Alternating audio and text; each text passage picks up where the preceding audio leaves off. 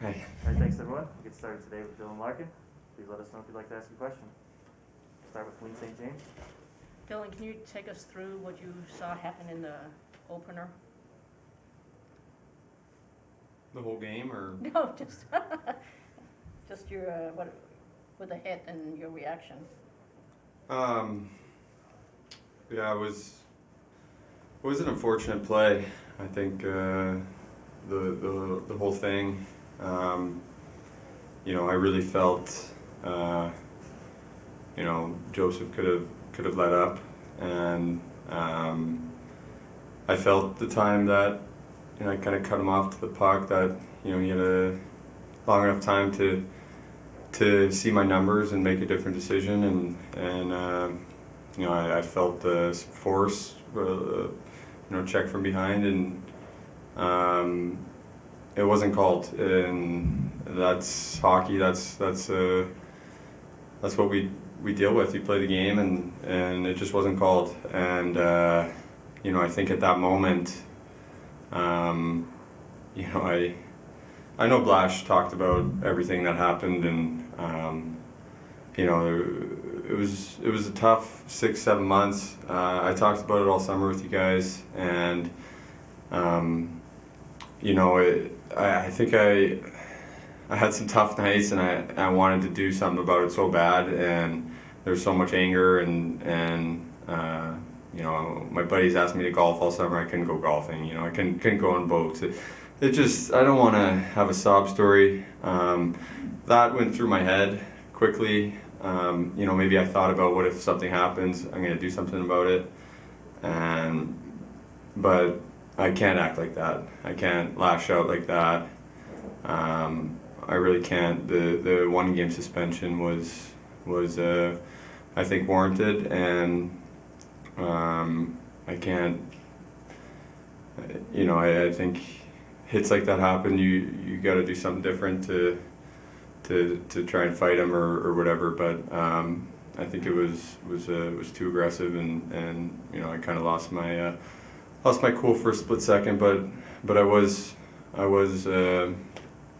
very much disappointed in myself after, and disappointed for the team, and but I also think enough is enough.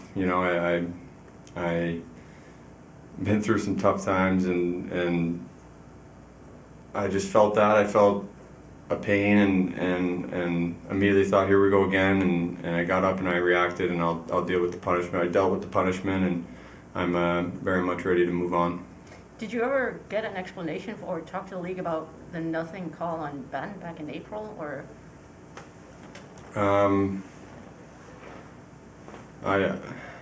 I don't know what I can't say.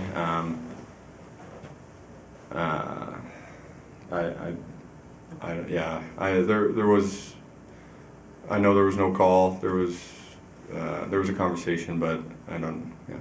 Lastly, just when you couldn't practice Friday, I mean, were you? I guess how relieved are you that you were able to practice today? That there wasn't anything more serious.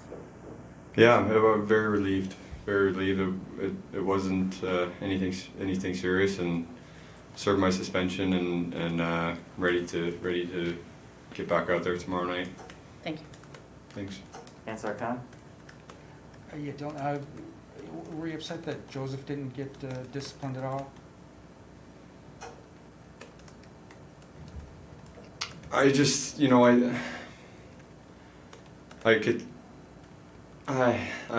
don't know. I think if there's a penalty there, the play's done. The whistle blows, and I think I've been watching a lot of hockey, and there's a lot of bad hits. There's a lot of questionable hits, and puts the refs in a tough spot.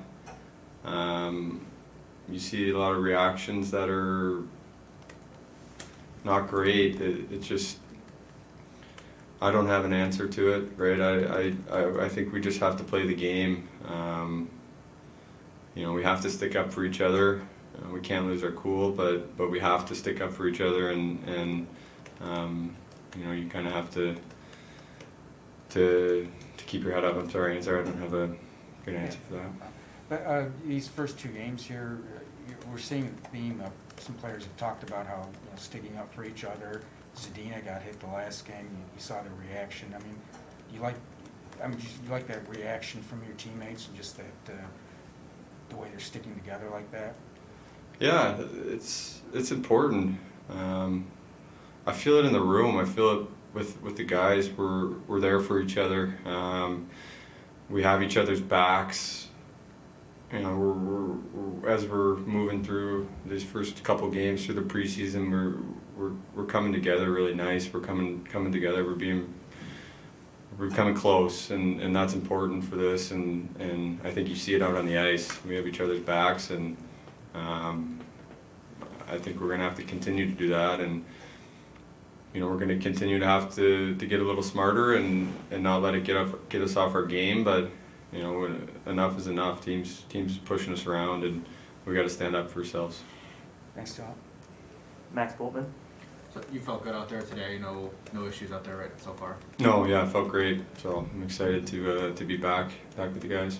And then you talked about feeling in the room like people are guys are really close. What's kind of driving that? Do you think? Because it is still really early in the year to be. I mean, what do you think has led to that? It's a couple of things.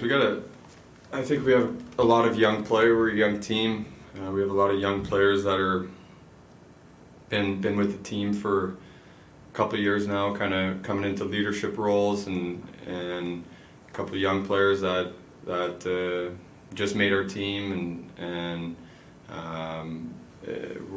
we're a young core, and that's how you get close. You spend time with those guys. You talk, you hang out, you do everything with them. So, I think our youth and, I don't really have an answer to pinpoint one thing, but it's great to see. It's great to have that feeling. Anything stand out to you watching Saturday's game against Vancouver? Thomas Grice was great.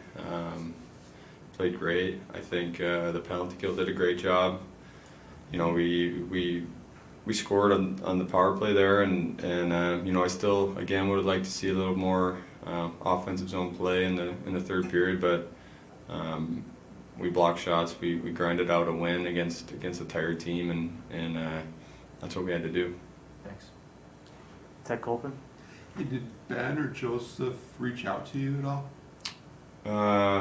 Matthew Joseph reached out to me. We texted back and forth, so. That was nice. I think he apologized, I apologized, and I said let's put it in the past, and that's what I'd really like to do with all this. Do you think? I mean, you alluded before. I mean, you just want to see a lot of guys just have a lot more respect for each other on the ice, basically. I mean, it does seem like some guys are getting hit in some really dangerous situations or something like that along the boards. Ted, I don't have an answer for that. I think I don't know if it's the fans being back and there's energy and guys are so excited. I don't know. I don't think it's a respect thing. I think guys play the game hard. I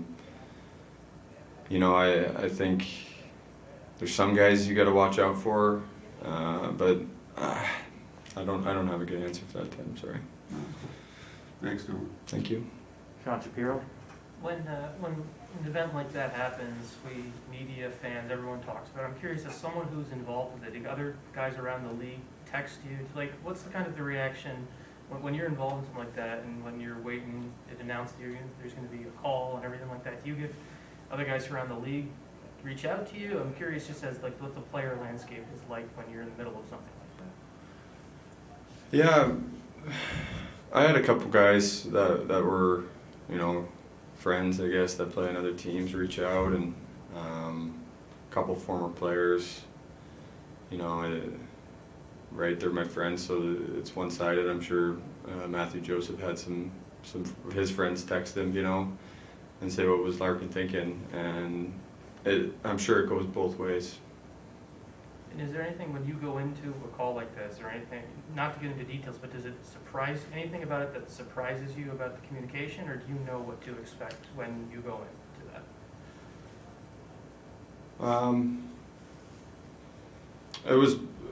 It was my first one. I had no idea what to expect. I hope it's my last one, and you know, I think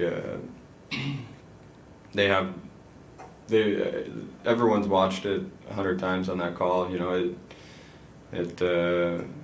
everyone has their idea about it, and you know, you just deal with it. You deal with what happened and move on. Thank you. Yeah, thanks. Bob Duff?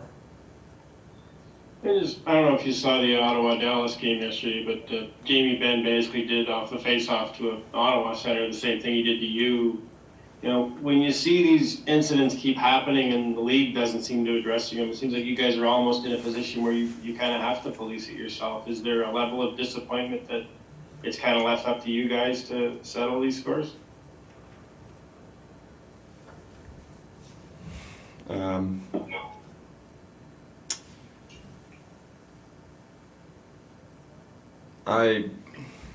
I think with that I don't know. I can't really put something out there for you, Bob. I think it's dangerous. It's dangerous play. You know, guys get hurt. I got hurt, so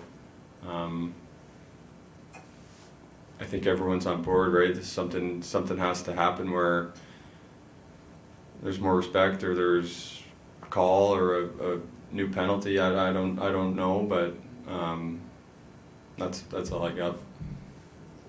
Thanks. Yeah. Last question, Kevin Allen.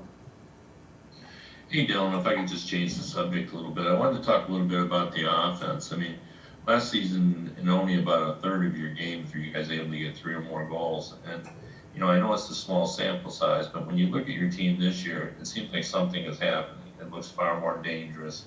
Looks like there's more opportunities. You guys look like you're more in charge with the puck. Is it as simple as, you know, you had a lot of injuries last year and the power play looks a little better, or is it more complex than that? Is there a lot more going on here? I think it's pretty simple with, you know, the acquisitions. We got more skilled up front. We got more skilled on the back end with puck movers and guys that can skate.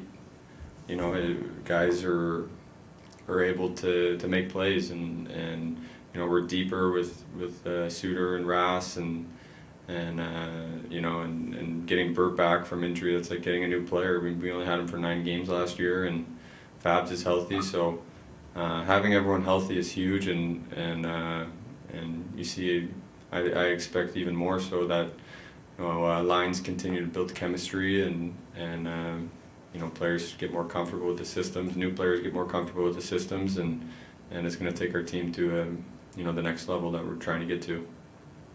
Do you have like a percentage in mind that you'd like to see for your power play? I mean, last year you guys were down 11%. That's obviously not anywhere near where you wanted to be, but, you know, as captain, what would you like to see that team inch up to, or just, you know, even in general terms, what do you want out of the power play?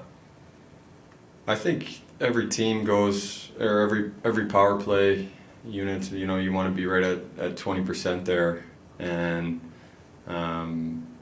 you know, Alex talks about that a lot, not too much, but he knows that's our goal. And for me, I think, you know, we got to build our power play into that momentum. You know, if we don't score, it's momentum for the next shift and the next power play, and then when we get a power play late in the game and it's a tie game or a 1-goal game, that's when we capitalize, and that's what good power play units do, and good teams do, and it helps the team win.